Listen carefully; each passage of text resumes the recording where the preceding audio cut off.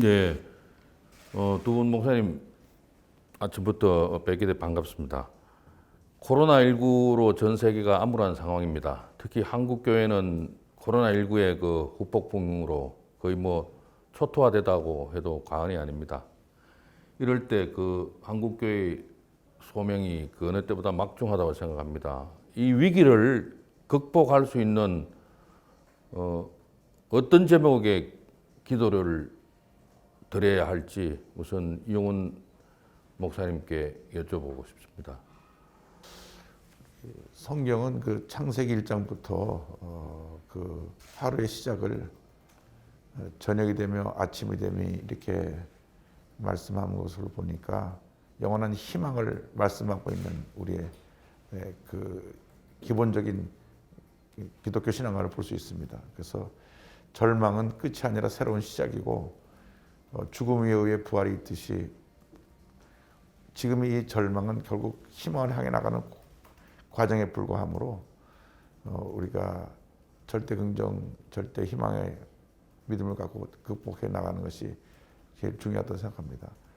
부정적으로 생각하고 염려하고 근심한다고 해서 이 문제가 해결되는 것은 아니고 마음속에 먼저 긍정적인 신앙, 부활 신앙을 가지면 어떤 어려움도 이겨낼 수 있다고 저는 생각을 합니다. 그래서 제일 중요한 것이 우리 마음에 십자가 신앙, 부활 신앙으로 무장해서 긍정적인 신앙 자세로 이 어려움을 헤쳐나가는 것이라 생각을 합니다. 이철 엄노님께서도 복음이 전해지고 나서 지금까지 오는 동안 상황이 일관됐던 게 아닙니다. 상황은 수없이 바뀌어졌고 환경도 여건도 바뀌어졌습니다. 그러나 그 바뀌어진 여건 속에서 복음은 언제나 생명, 소망을 얘기를 하고 그걸 이겨냈지 주저앉은 적이 없습니다. 그러니까 이 상황도 새로운 상황이 아니고 과거에도 있었던 상황을 극복해 왔던 것처럼 우리는 어떤 상황에도 복음의 소망을 갖고 적응하고 이겨내고 그리고 영원한 소망을 전해야 되는 게 우리 삶이니까 복음이니까 이 상황에서도 성도들은 하나님이 주신 소망을 바라보고 극복해내고 더 잘 성숙하고 만들어내야 된다고 봅니다. 지금은 뭐 위드 코로나라는 현실을 어떻게 피해갈 수가 없습니다만 언젠가는 그 포스트 코로나 시대를 우리가 맞이할 것입니다. 그러니까 포스트 코로나 시대를 대비한 그 어떤 사역이나 목회 방향, 한국 교회가 지향해야 될 점이 어떤 점에 있을지 우리 이철 감독님 먼저 좀 말씀해 주십시오. 이번 코로나 사태가 사실은 보지 못한 것을 보게 한 겁니다. 그 전에 우리는 밖의 것만 보던 것을 이제 내면을 볼 수 있는 기회를 열어주었고 다수나 많은 것보다는 이제는 개인을 볼 수 있는 눈을 열어줬어요. 그러면서 그동안 우리가 얼마나 큰 축복을 받고 있었나 하는 것도 오히려 잃어버리고 나서 더 깊이 알게 됐습니다. 그런 의미에서 사람들은 이제 복음을 전하기가 어려워지지 않겠냐, 비대면 시대이기 때문에. 그러나 저는 거꾸로 보고 있습니다. 왜냐하면 비대면이 만남의 가치를 더 증대시켰다.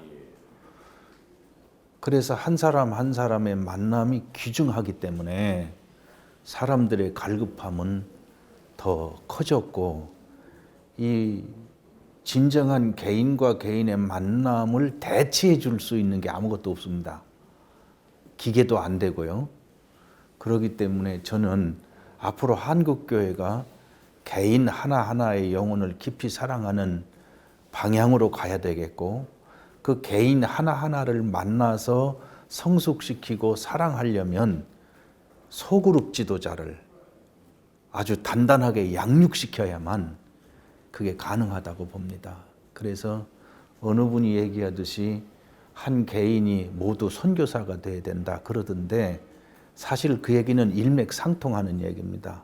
그러니까 이제는 하나하나를 잘 깊이 사랑하는 중간 지도자, 소그룹 지도자를 양육하고 사람 하나하나를 귀히 여기는 교회의 방향으로 가야만 이제는 교회가 살겠다. 왜냐하면 이제부터는 사람은 밖에 모든 사람들은 교회를 쳐다볼 때 건물을 보거나 조직을 보는 게 아니고 이제는 삶을 보게 돼 있어요. 그런 의미에서 이번 코로나 사태는 교회에게 더 깊은 성숙의 방향으로 갈 수 있는 기회를 열었다. 이렇게 보고 있습니다. 목사님께서는 포스트 코로나 시대에 어떻게 준비하고 생각하고 계십니까?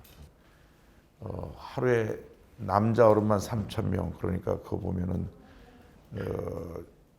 여자와 아이를 합하면 한 10,000명 이상의 교인이 이제 탄생되고, 그다음 숫자를 보면 5,000명, 그다음에 10,000명, 그러니까 그 당시 수만 명의 교인이 이제 예루살렘에 모여 있었는데, 그 예루살렘에 모여 있는 교인들이 늘 자기들끼리 모여가지고 특별한 사랑의 공동체를 만들었고, 사랑의 공동체에 대해서 이제 사회가 굉장히 경이로운 시선으로 그 교회를 바라보았습니다.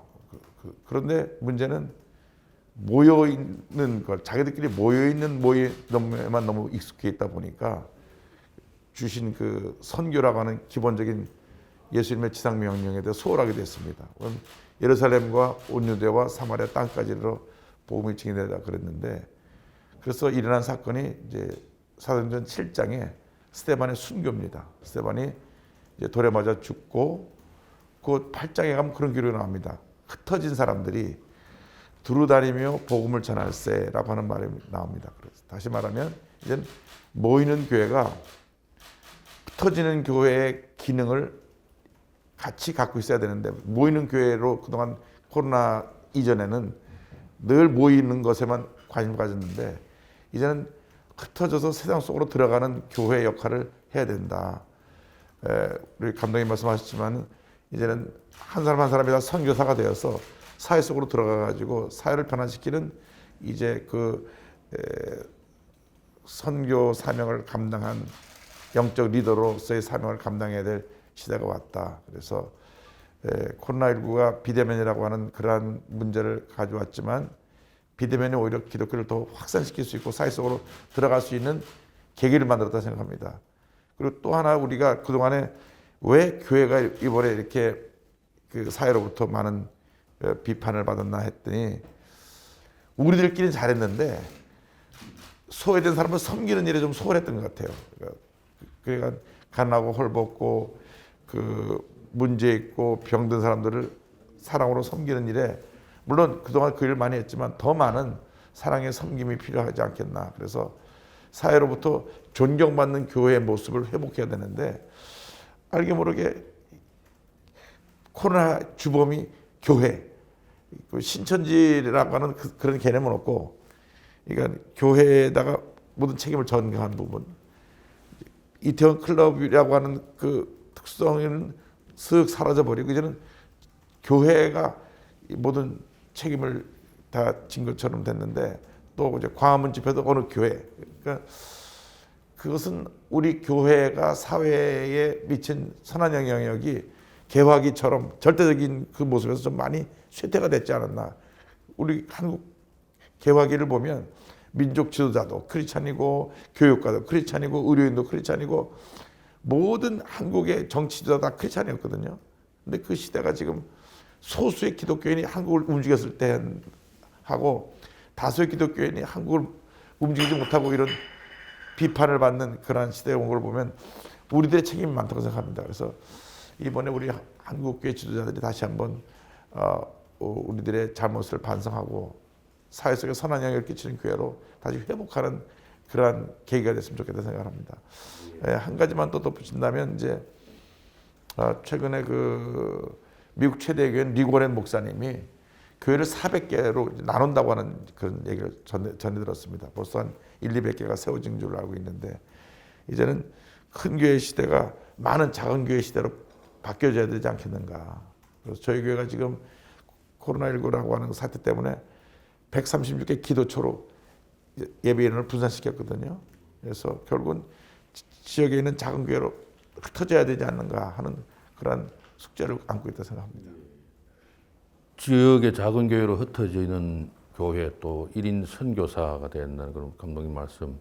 코로나 시대가 한국 교회에 큰 위기를 초래한 건 사실입니다만은 두 분 말씀대로 또 이 위기가 기회가 될 수도 있는 것 같기도 합니다. 우리 감독님께서는 코로나 시대에 그 비판받는 한국 교회가 앞으로 공동체의 일원으로서 더 성숙하게 그 역할과 책임을 감당하기 위해서 교회가 어떤 일을 특히 그 주안점을 두고 하는 게 필요하다고 보십니까? 일단은 비판이라는 문제를 접했을 때 분노부터 먼저 하거든요. 그러나 교회의 태도는 비판 앞에서 회개거리를 먼저 찾아야 개선도 되거니와 성숙도 할 수 있습니다. 이게 지금은 이제 모든 걸 이제 정치적 입장에서 보는 관점을 가졌는데 제 생각에는 신앙적 입장에서 보는 관점을 가져야 된다고 생각합니다. 저희도 비난을 많이 받았지요.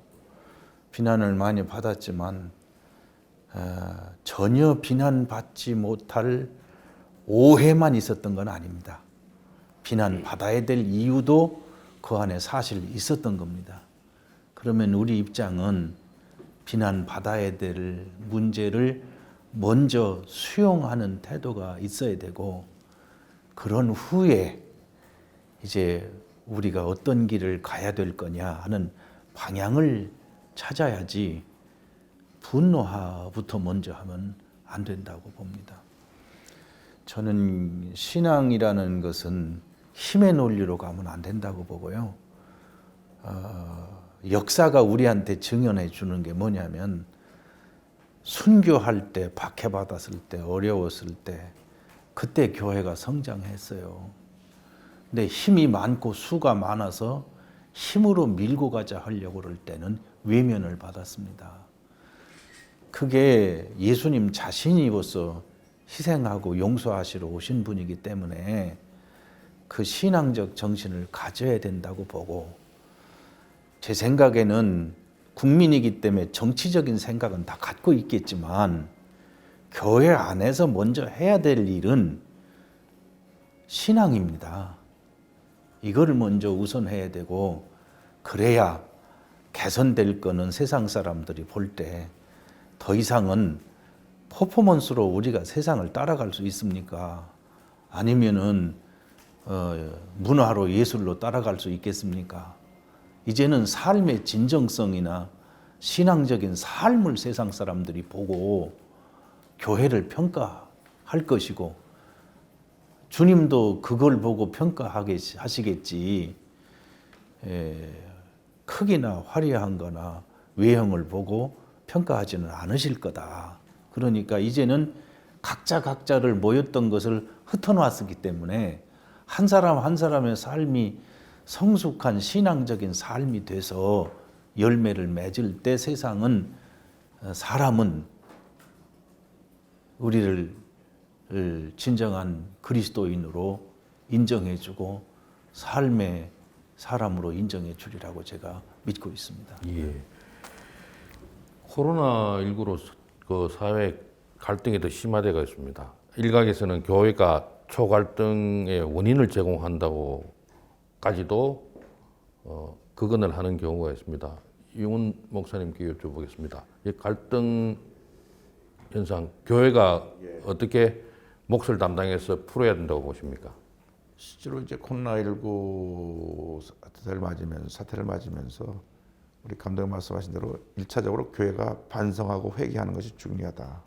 우리가 자기 성찰을 심각한 자기 성찰과 함께 진정한 회개와 변화가 필요하고 신앙적인 그 기본적인 모습으로 돌아가는 것이 중요한데 그 핵심적인 우리의 그 과업 가운데 하나가 끊임없는 분열과 다툼입니다. 갈등 시대를 치유하려면 우리가 하나됨을 보여야 되는데 한국 교회가 많은 그 교파 간의 분열, 교회의 분열과 다툼, 세상적인 법적 소송 이런 것 때문에 신뢰도가 굉장히 떨어져 있고 회복하는 데 상당한 시간이 걸린다고 생각하는데 오히려 코로나19로 모든 것이 멈춰 있을 때 지금 신뢰를 회복할 좋은 기회가 된다고 생각을 합니다. 실제로 그 한국교회 역사를 보면 그 3.1운동 때에는 교파를 초래해서 다 하나가 됐습니다. 그래서 한국 교회가 그 당시 2, 3%밖에 안 되는데 한국 독립운동을 주도해 나갔거든요. 전국 교회가 다 그 하나가 돼서 만세운동에 참여했는데 지금 그러한 어떤 그 하나됨의 모습을 찾기가 힘드니까 우선 이 반목의 시대에 교회가 보다 하나된 모습을 보여주자. 우리가 이제는 나누었던 교단도 합쳐지고 저희가 10년 만에 교단이 합치고 나니까 너무나 좋거든요. 그리고 합치고 나니까 교단 내 어떤 갈등과 다툼이 없어지고 화목하고 교회사가 더 부흥하고 그래서 이게 나눠지지 않고 하나 된다는 것이 얼마나 중요한 것인가. 그래서 우리 한국 사회가 근본적으로 고쳐야 될 것이 나하고 뜻이 다르면 적으로 모으는 그건 아니라 다름을 인정하고 서로 관용하고 포용하고 하나 되고 조화를 이루는 것. 그래서 기독교의 신앙으로는 가능합니다. 성령의 하나 되게 하시는 걸 힘써 지키라 했으니까 우리가 한 하나님, 한 성경, 한 성령 역사로 우리가 지금 신앙생활하고 있는데 한국교회가 하나 되는 공동체를 보여주고 두 번째로 하나 되는 공동체가 이제는 사회 속에 선한 영향을 끼치는 행함, 액션으로 나가야 되는데 그 세월호 사건 때 저희가 이제 석 달에 한 번씩 한 1,000명을 성도를 모시고 안산 재래시장에 가서 이제 그 살리는 운동을 해서 처음에 가니까 이분들이 그 이벤트성으로 와서 이게 보여주고 가는가 해서 다들 이제 우리를 의심의 눈치로 바라봤는데 저희가 세월호 사건 끝날 때까지 가겠습니다 하고 3년 동안 12번을 갔습니다. 그래서 이번에도 이제 크리스마스 전에 한번 또 가려고 그러는데 그랬더니 완전히 거기 이제 그 시장이 상권이 얼어붙어서 전혀 뭐 손님도 없고 이제 어떤 상해도 없던 상태에서 시장이 다시 살아나게 되고 안산에 있는 시민들이 굉장히 기독교에 대한 이제 이미지가 많이 바뀌었다 하는 얘기를 들었는데 앞으로 그런 선한 영향을 끼치는 일에 한국교회가 하나 됐으면 좋겠다. 그 감리교 창시자인 웨슬레가 두 가지를 강조했는데 우리나라가 하나 빠진 것이 이제 사회구원과 개인구원인데 개인구원은 잘했는데 사회구원이 빠졌거든요. 이제 그것이 다시 회복돼야 된다고 봅니다. 개인구원과 사회구원이 같이 가야 우리 한국 사회의 미래가 있다고 봅니다. 포괄적 차별금지법이라든지 이런 사회적 악영향을 초래할 수 있는 일들이 추진되고 있는데 이러한 것들에 대해서 우리 교회가 어떻게 대처를 해야 된다고 보시는지 우리 감독님 한번 말씀. 지금 제가 84년도에 유학을 갔거든요.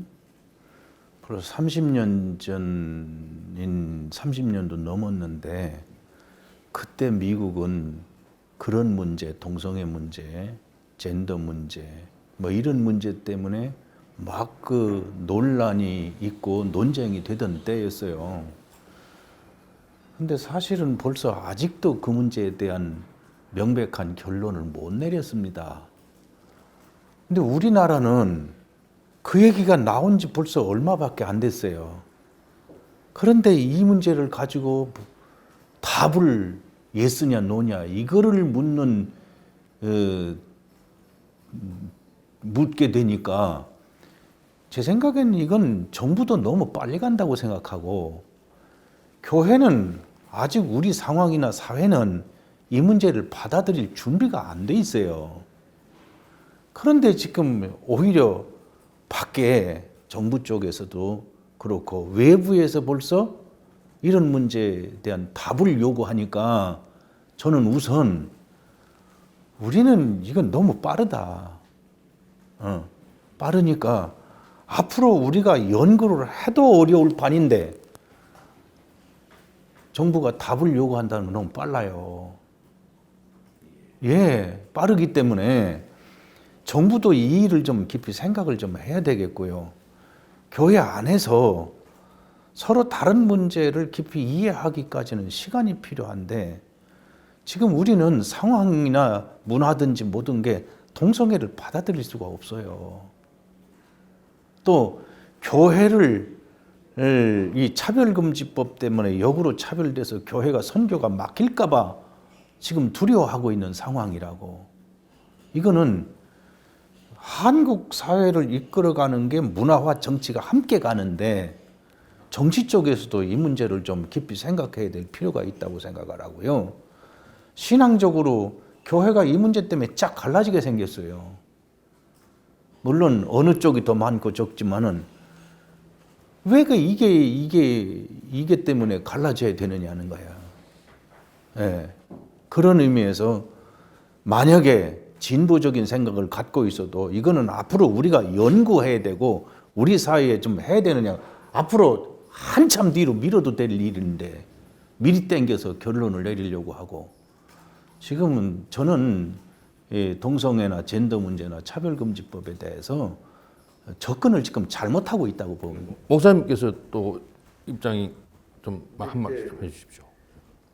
우리가 지금 그 역차별 받고 있는 겁니다. 왜냐하면 기독교는 무조건되고 동성애를 취약으로 해서 자기들의 인권을 그 피해를 입히고 있다. 그리고 차별받고 있다고 하는 주장을 하고 있는 거거든요. 그러니까 전제가 기독교는 우리를 차별하기 때문에 이 차별하는 법을 갖다가 포괄차별을 통해서 이제 차별하는 걸 없애고 우리의 인권을 찾아야겠다고 말하지만 실제로 한 번도 기독교의 정식적인 입장에서 동성애자들을 돌을 던진 적은 없습니다. 성경이 가르치는 것은 그것은 동성애가 바람직하지 않다고 가르치는 것이지 이 사람이 동성애라 그래서 이 사람은 죄인이고 지옥 갈 사람이라서 돌을 던지는 그런 그 어떤 그 기독교가 그 사람들을 정죄하는 그런 면으로 기독교를 다루는데 그건 아니고 하나님은 성소수자든지 아니든지 이 사람이 장애를 가진 사람이든지 정상이든지 누구나 다 사랑하시거든요. 예수님이 그들을 위해서 죽으셨어요.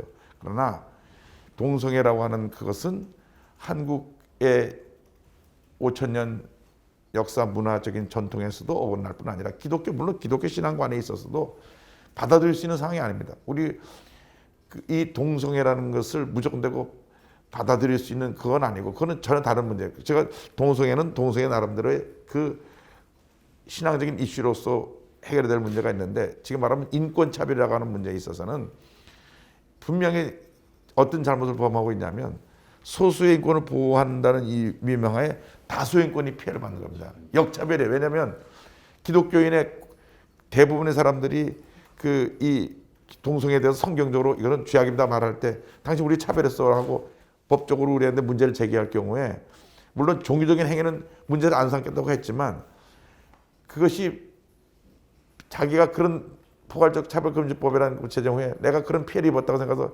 피해를 입었다고 생각해서 목사님을 갖다 고발을 하면은 어쨌든 무죄가 되든 유죄가 되든 재판에 나가서 재판을 받아야 되는 그런 이제 문제도 생겨날 수 있기 때문에 소수의 인권 때문에 다수의 인권이 차별되는 법은 역차별법이다 생각을 합니다. 그래서 이번에 그 국회에서도 법사위원회에서 이것은 상정하지 않는 쪽으로 이제 결정을 내린 이유가 소수의 인권 보호한다는 이유로 다수의 인권이 피해를 입게 되니까 뭐 기독교뿐 아니라 이 부분에 대해서 반대 의견을 간 사람은 다 차별한다고 생각하기 때문에 지금 그 포괄적 차별금지법 같은 내용을 담아서 통과시킨 모든 나라들이 아주 큰 어려움에 처해 있습니다.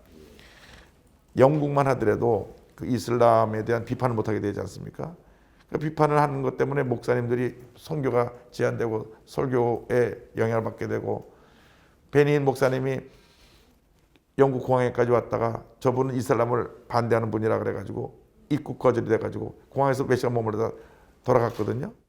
마찬가지로 그런 일이 똑같은 케이스로 지금 이슬람이나 동성애나 똑같은 케이스인데 소수의 인권을 보호한다는 이유하에 다수의 인권이 피해를 보면 안 되고 기독교 전체가 그런 일에서 매도당하면 안 된다고 생각합니다. 기독교에서 그들을 정죄하고 돌을 던진 사람 아직 극소수고 대부분의 사람들은 지금도 그래서 사랑으로 그들을 품고 그들이 정상적인 삶을 살기를 원하고 있습니다. 지금 교회가 오히려 그 사람들을 더 사랑하고 구원의 대상으로 삼아야 된다. 미워하지 말아야 된다. 이거를 권고하는 건 맞는 거예요. 그러나 그게 옳으냐 그르냐 이거는 물어야 될 질문이 아니야. 예. 이게 묻기를 옳으냐 그르냐로 물어서 그걸 법으로 만들겠다. 그거는 오히려 국민 정서나 정신 생각을 하향으로 끌고 가는 거지 성숙을 향해서 끌고 가는 게 아닙니다. 그러면은 차별받는 사람들이 그 사람들 뿐입니까?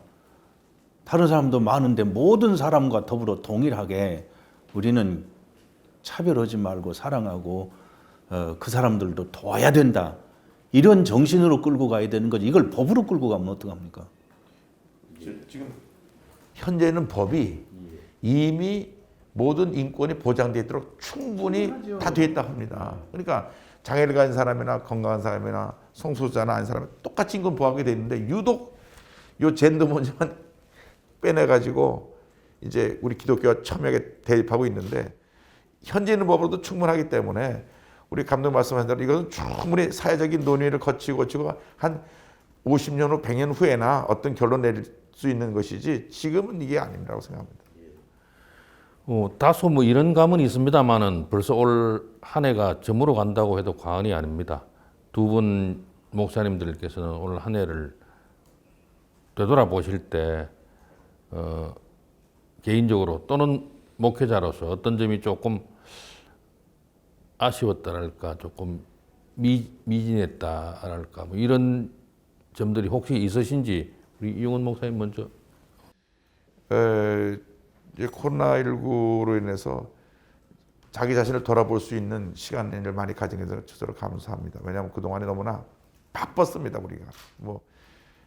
어느 목회자가 바쁘지 않은 목회자가 없겠습니다만 너무나 바빠요. 바쁘다 보니까 누군가 하나님 일을 하느라고 바빠서 하나님 만날 시간 없다는 그런 이제 재밌는 얘기를 했는데 오히려 이 해외 모든 선교 여행 일정이 다 취소되고 개인적인 시간이 많이 갖게 되니까 깊은 자기 성찰과 함께 이제 성경을 더 많이 보고 더 많은 책을 많이 읽게 되고 또 기도할 시간을 더 많이 읽게 돼서 깊은 그 영적 성장의 하나의 그 계기가 될 수 있는 좋은 시간이 됐다고 생각합니다. 그래서 물론 뭐 교회 예배가 제약된 그런 아쉬움은 있지만 오히려 전화위복의 기회로 삼아서 이를 통해서 자기 성찰을 통해서 앞으로 내 부족하고 내 연약한 점이 무엇인가를 보고 가장 신앙의 기본적인 모습을 회복하는 그러니까 성경 말씀, 기도 이러한 신앙의 정체성의 모습을 회복하는 계기가 되는 좋은 시간이었다고 생각합니다. 사모님께서는 어떻게 보내셨습니까? 예. 저는 이제 목회를 이제 마무리 짓고 이제 본부로 들어오는 과정이 있기 때문에 진짜 목회했던 지난 날을 되돌아보게 되더라고요. 회개 많이 했습니다. 그리고 못 보던 것을 많이 보게 됐어요. 그래서 만약에 이런 사태나 이런 변화가 없었다면 평생 못 보고 그냥 지나갔을 건데 하나님이 보게 해주셔서 감사하다 그런 생각을 많이 하고요. 그러고 보면 사람의 일생이라는 게 어떤 상황, 어떤 환경이라도 변화가 있을 때는 하나님은 그 변화를 통해서 우리에게 보게 하시고 말씀하시고 더 깊이 교제하기를 원하신다 하는 것을 제가 알게 됐습니다. 그래서 오히려 코로나 사태가 아니었다면 말씀 맞다나 목사님 말씀 맞다나 너무 바빠가지고 사람의 귀한 것도 사역의 귀한 것도 못 봤을 텐데 참 하나님의 은혜가 귀하고 또 이번 일 때문에 어려움을 겪는 분들에 대한 이해가 과거보다 더 깊어졌습니다. 그래서 될 수 있으면 이해하려고 그러고 될 수 있으면 들으려고 그러고 제가 말하는 것보다 듣는 게 더 좋겠다 했던 최선을 다해서 하는데 오히려 하나님의 큰 은혜였다고 생각하고 이번 코로나 사태를 겪는 모든 성도님들도 이거 어려워서 어떡하나 앞으로 어떻게 될 거나 불안한 생각 말고 오히려 하나님과 더 깊은 교제를 나눴으면 좋겠습니다. 마지막 질문 하나씩 드리겠습니다. 감독님께서 먼저 답변해 주십시오. 저희 그 대담 기획의 주제가 한국교회 길을 묻다입니다. 뭐 길만 물어서는 될 일이 아니고요. 길을 찾아야 되겠죠. 새해 한국교회 또는 한국교회 크리스찬들이 어떤 길을 자문하면서 또 어떤 길을 자답을 통해서 찾을 수 있을지 그 메시지를 좀 전해주시면 고맙겠습니다. 감독님께서 먼저 좀 본인의 새해 소망을 같이 담으셔도 좋습니다. 예. 이제 어려움을 겪을 때 사람들은 시대마다 그랬어요. 전쟁을 겪든지 환란을 겪을 때 하나님이 왜 침묵하시나 그런 생각을 하고 그 생각이 더 깊어지면은 하나님은 관망하시는 분이다. 또 하나님은 안 계시다. 이렇게 부정적으로 생각하는데 아닙니다. 하나님은 일하고 계시고 제 요한복음 5장 17절에 내 아버지께서 지금까지 일하시니 나도 일한다 하시는 이 말씀을 제가 가슴속에 품고 살아왔어요. 지금도 하나님은 일하고 계시고 이 시대 변화를 통해서 하나님은 한국교회에게 말씀하시는 거예요. 한국교회가 이 사실을 깊이 성찰하고 진솔하게 하나님 앞에 나아가면 길을 주시지 길을 막으실 하나님이 아니십니다.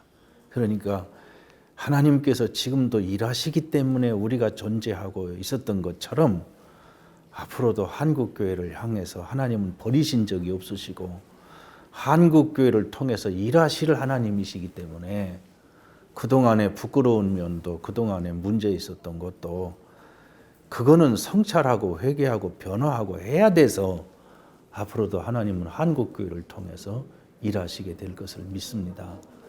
교인들은 개인이 이제부터 이런 어려움과 환란이 있을 때 그걸 이겨내가고 더 깊이 하나님께로 나아가는 교인들이 성도들이 되면 오히려 이 어려움을 통해서 하나님의 은혜를 더 깨닫게 되지 않겠습니까? 저는 코로나 사태를 통해서 한국교회가 반드시 더 성숙하리라고 보고 있습니다. 목사님, 예. 이제 역사는 반복되는 것이 있는데 우리 기독교는 지난 2000년 역사 가운데 그 말할 수 없는 고난을 다 이겨냈습니다. 그러니까 AD 64년에 시작됐던 네로 황제 기독교 박해로 시작해서 기독교 박해가 약 250년을 가는 동안에 기독교인이 거의 다 말살될 정도로 그들은 로마 원형 경기장에서 또 십자가형으로 화형당해서 이렇게 죽어갔음에도 불구하고 부활형으로 살아나서 결국 310년에 기독교가 로마 콘스탄티노스 때 공인이 됐거든요. 그러니까 그 죽음의 과정도 이겨낸 기독교가 이 코로나19를 못 이겨낼 것은 아닙니다. 반드시 이겨내는데 그걸 어떻게 이겨내느냐? 우리들이 가진 복음의 그 가장 핵심인 부활 신앙이 있으니까 이것은 다시 말하면 영원한 희망의 종교인 기독교가 절대 긍정, 절대 희망을 가지고 로마서 8장 28절에 있는 대로 모든 것이 하나님과 선을 이룬다는 그 약속의 말씀을 붙잡고 반드시 우리의 이 모든 과정을 통과하고 난 다음에 한 단계 다 업그레이드 될 것이다. 예. 우리 예배도 이제는 젊은이들을 향한 많은 온라인 그 비대면을 통해서 더 많은 복음이 증거될 것이고 지금 시대가 유튜브 시대라고 그러거든요. 그러니까 유튜브에 그 전에 우리가 눈을 돌리지 못했다가 이제는 많은 기독교 젊은이들이 기독교 지도자들이 유튜브에 눈을 돌려서 유튜브를 봅니다. 그래서 이 앞으로 선교가 더 활발하게 되고 많은 젊은이들이 더 이 복음을 접하게 되고 또 복음이 사회 속으로 스며들어가게 되고 해서 오히려 이 고비를 넘기고 난 다음 젊은이들에게 이제 소외됐던 기독교가 젊은이들의 종교로 바뀌어져서 앞으로 차세대의 많은 젊은 리더들이 이제 기독교 지도자들을 통해서 배출될 것이라고 저는 생각을 하고, 그것이 사실 한국의 개화기에 들어왔을 때도 똑같은 모습인데, 기독교인들이 모든 사회적인 전반에 뭐 정치, 문화, 예술, 체육 전반에 스며들어가서 사회를 변화시켜 나가는데 우리가 이제 그 주된 역할을 해야 되겠다 생각합니다. 우리가 그동안 우리만 보고 있었던 것을 철저히 반성하고 이제는 시야를 넓혀서 하나님께서 이 사회를 어떻게 보고 계시는가, 하나님의 관점에서 이 사회를 보면서 변화된 모습으로 우리가 꿈과 힘을 갖고 나가면 새로운 길이 열릴 것이라는 생각하는데, 거기에 한 가지 꼭 필요한 것이 이제 성령의 역사입니다. 우리가 우리 힘으로 할 수 있는 게 아니고 성령이 우리를 도와주시면, 우리 이제 순복음이 그 역사로 거슬러 올라가다 보면 웨슬레의 성령운동 역사 맞닿아 있거든요. 그건 웨슬레가 그러한 개인공과 사회공을 펼쳐나갈 수 있는 것은 강력한 성령 체험이기 때문에, 그런 어떤 개인적으로 성령 체험을 통해서 삶의 변화와 함께 이제 사회 속으로 우리가 스며들어가서 꿈과 희망을 주는 그러한 기독교로 우리 차세대들을 이끌어가는 그런 시대가 오기를 바랍니다. 두 분 말씀이 뭐 코로나19로 힘들어하고 있는 한국교회 성도들에게 그 위로와 격려, 더 나아가서 희망이 됐으리라 생각됩니다. 또 한국교회는 그 어떤 더 성찰하고 신앙적으로 더 성숙해질 수 있는 계기가 됐기를 소망합니다. 오늘 뭐 아침 일찍 나오셔서 여러 고맙습니다. 오늘 여기까지 하겠습니다. 예, 고맙습니다.